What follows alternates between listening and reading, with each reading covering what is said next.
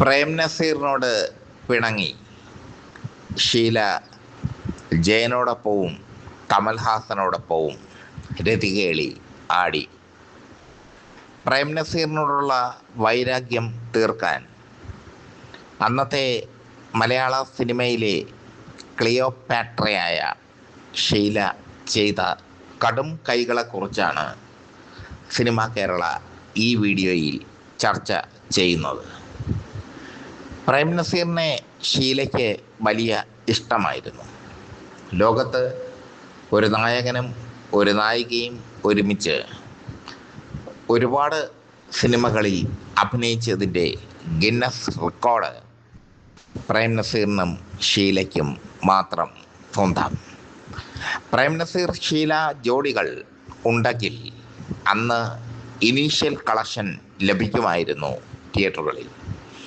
അതുകൊണ്ട് തന്നെ നിർമ്മാതാക്കൾ ഈ ജോഡിക്ക് വേണ്ടി ക്യൂ നിന്നു. ഇരുവരും ഒരുമിച്ച ചിത്രങ്ങളെല്ലാം സൂപ്പർ ഹിറ്റ്. ആ ചിത്രങ്ങളുടെ പേരുകൾ പ്രേക്ഷകർക്ക് അറിയാവുന്നതിനാൽ കൂടുതൽ സൂചിപ്പിക്കുന്നില്ല. കണ്ണൂർ ഡീലക്സ് അടക്കമുള്ള ചിത്രങ്ങൾ, പ്രേം നസീറും ഷീലയും ആടിത്തിമിർത്ത ചിത്രങ്ങൾ. ആ ചിത്രങ്ങളിലൊക്കെ ഷീല വളരെ മാന്യമായിരുന്നു അഭിനയിച്ചിരുന്നത്. ചെമ്മീൻ എന്ന സിനിമ പ്രേം നസീർ ഒരുപാട് ആഗ്രഹിച്ചിരുന്ന സിനിമയായിരുന്നു, ചെമ്മീനിലെ പരീക്കുട്ടിയാകാൻ. പക്ഷേ രാമക്കാരിയാട്ട് പരീക്കുട്ടിയാകാൻ പരീക്കുട്ടിയാക്കാൻ തീരുമാനിച്ചത് മധുവിനെയായിരുന്നു. പ്രേം നസീർ ആഗ്രഹിച്ച പരീക്കുട്ടി എന്ന കഥാപാത്രം മധുവിൽ എത്തിച്ചേർന്നു. മധു അത് മനോഹരമായി ചെയ്തു എന്നതിൽ സംശയമൊന്നുമില്ല. പക്ഷേ ചെമ്മീൻ്റെ ചിത്രീകരണത്തിനിടയിൽ പ്രേം നസീർ പരീക്കുട്ടിയാകാത്തതിൽ പരിഭവിച്ച് ഷീല പല പ്രശ്നങ്ങളും ഉണ്ടാക്കി. പ്രേം നസീറിനുള്ള കമ്മിറ്റ്മെൻ്റായിരുന്നു ഷീലയുടെ പ്രശ്നങ്ങൾക്ക് പിന്നിൽ. എന്തായാലും ഒരു ഘട്ടത്തിൽ രാമു കാര്യാട്ടും ഷീലയും തമ്മിൽ മുഖാമുഖം ഏറ്റുമുട്ടി.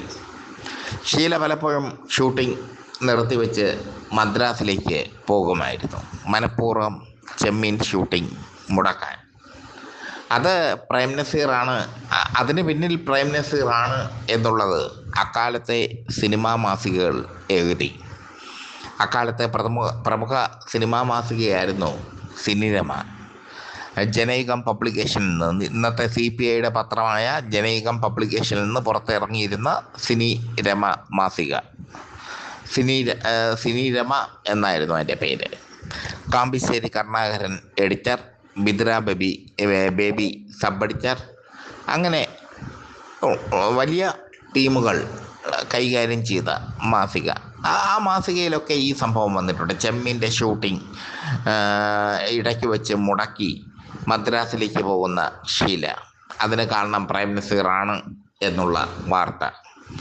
എന്തായാലും പ്രേം നസീറിനെ വിവാഹം കഴിക്കാൻ ഷീല ആഗ്രഹിച്ചിരുന്നു. ഇരുവരും തമ്മിൽ പ്രണയത്തിലായിരുന്നു. പക്ഷേ കുടുംബസ്ഥനായ, തൻ്റെ കുടുംബത്തിന് ഒരുപാട് വില കൽപ്പിക്കുന്ന പ്രേം നസീർ ഷീലയുടെ ആഗ്രഹത്തിന് മുമ്പിൽ വഴങ്ങിയില്ല. തൻ്റെ കുടുംബമാണ് വലുത് എന്ന് പ്രേം നസീർ പ്രഖ്യാപിച്ചപ്പോൾ ഷീല ഔട്ടായി. ഷീല പല വിധത്തിൽ പ്രേം നസീറിനെ പ്രതിരോധത്തിലാക്കാൻ ശ്രമിച്ചു. പ്രേം നസീറിൻ്റെ പ്രണയം തകർന്നപ്പോൾ ഷീല ആത്മഹത്യക്ക് ശ്രമിച്ചു. GK പിള്ളയും സത്യനും ചേർന്നാണ് ഷീലയെ രക്ഷിച്ചത്. അക്കാലത്തെ നാനയുടെ മദ്രാസ് ലേഖകനായിരുന്ന മധു വായ്പന തൻ്റെ ബ്ലാക്ക് ആൻഡ് വൈറ്റ് എന്ന പുസ്തകത്തിൽ ഇതേക്കുറിച്ച് എഴുതിയിട്ടുണ്ട്.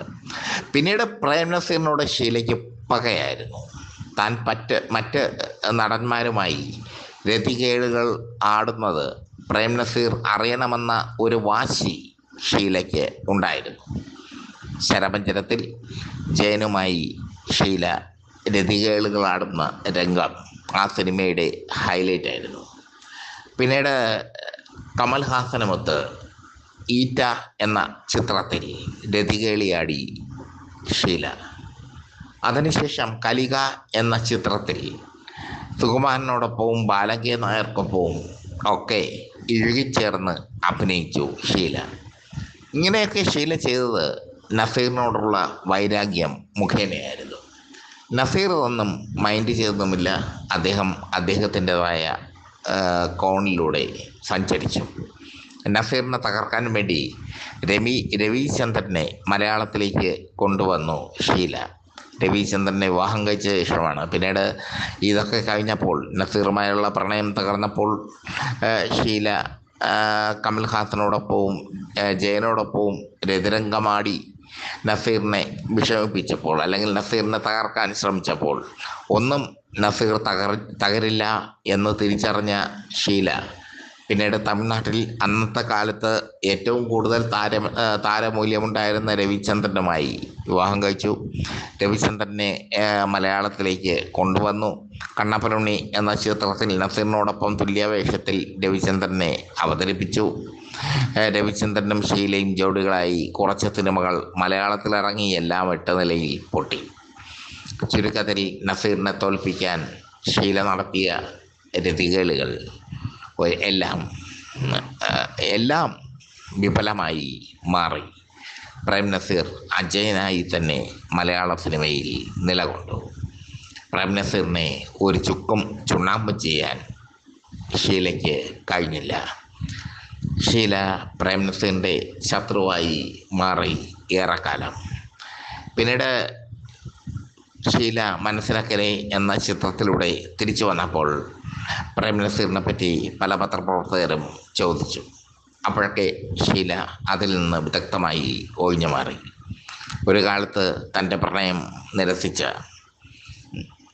തൻ്റെ പ്രണയത്തെ ഒന്നുമല്ലാതായി കരുതിയ പ്രേം നസീറിനോട് ഷീലയ്ക്ക് വലിയ വൈരാഗ്യമായിരുന്നു. അതുകൊണ്ടാണ് ശരപഞ്ചരം എന്ന ചിത്രത്തിൽ ജയൻ്റെ ബലിഷ്ഠമായ കൈകളിൽ കിടന്ന് രതിദേവതയെപ്പോലെ ഷീല പിടഞ്ഞത്. ഈറ്റ എന്ന ചിത്രത്തിൽ തന്നെക്കാൾ വളരെ പ്രായം കുറഞ്ഞ കമൽഹാസനോടൊപ്പം രതികേളുകൾ ആടിയത്. അതൊക്കെ കണ്ട് പ്രേം നസീർ തകരണം എന്നാണ് ഷീല വിചാരിച്ചത്. പക്ഷേ പ്രേം നസീറിന് ഒരു ചുക്കും ചുണ്ണാമ്പും സംഭവിച്ചില്ല. അദ്ദേഹം മലയാള സിനിമയിൽ കരുത്തോടെ നിന്നു. അദ്ദേഹം മലയാള സിനിമയിൽ ഒരു മഹാമേരുവായി നിലകൊണ്ടു. അദ്ദേഹത്തെ തകർക്കാൻ ഷീലയുടെ ഗിമിക്കുകൾക്ക് പോരാ, അതിന് ഷീല 10 ജന്മം ജനിക്കണം എന്ന് പ്രേം നസീർ തൻ്റെ ശക്തമായ തിരശീല ഫൗധീന വലയത്തിലൂടെ തെളിയിച്ചു. ഇതൊക്കെ കഥയല്ല, ചരിത്രമാണ്. ഇതൊക്കെ ഒരു കാലത്ത് മാധ്യമങ്ങൾ ആഘോഷിച്ച സംഭവം.